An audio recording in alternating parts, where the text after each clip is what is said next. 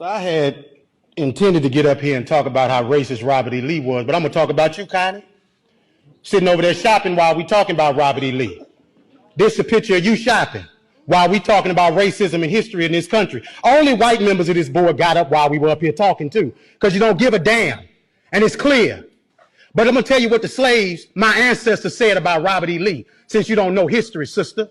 Let me tell you that they said when he got the plantation, after he got off the field where 27,000 people died at Gettysburg, Connie, Robert E. Lee was a brutal slave master. Not only did when he whooped the slaves, he said, lay it on them hard.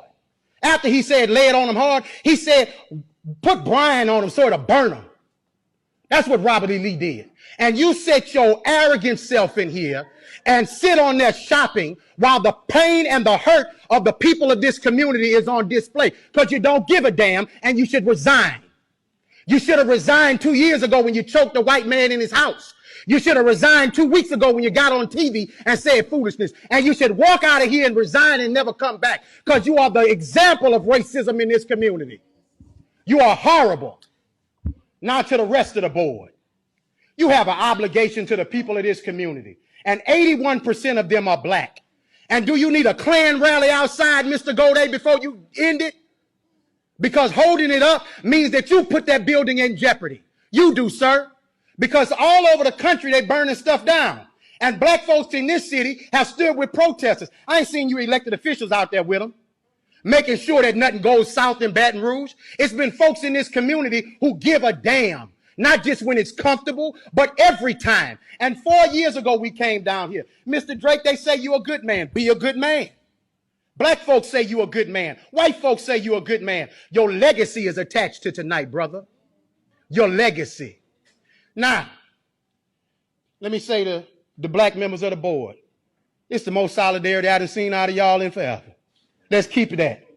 Let's stand on this moving forward, because we don't need to apologize for Connie, Evelyn. She showed you who she was when she was sitting next to you while you were talking shopping. You don't need another example. Now, when do we as Baton Rouge stop being in 1856? If you want to name the building after somebody, how about PBS Pinchback, the first black governor of the state of Louisiana, when he was governor during Reconstruction? You want another name? Oscar Dunn, who was the lieutenant governor of the state of Louisiana in the 1860s, that gave the right for Darius Landis and Don Collins and Evelyn Ware Jackson and Tremell Howard to get here. You want to name it after somebody from Reconstruction? Name it after the people who fought for abolition of slavery. If you want to name it after somebody, honor the right people, the people who are on the right side of history. But it's your ancestor that the school is named after. So you're holding on to your heritage. But we built this joint for free. And we've done begging you to do what's right. Thank you, sir. Next.